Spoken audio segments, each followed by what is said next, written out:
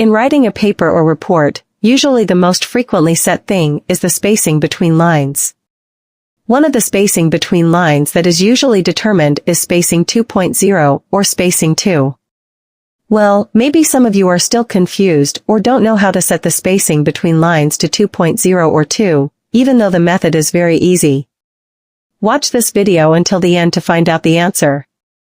First of all, select the text whose spacing between lines will be changed if the text is finished. If you haven't typed your text, you can go directly to the Home menu, then in the Paragraph section, select Line and Paragraph Spacing.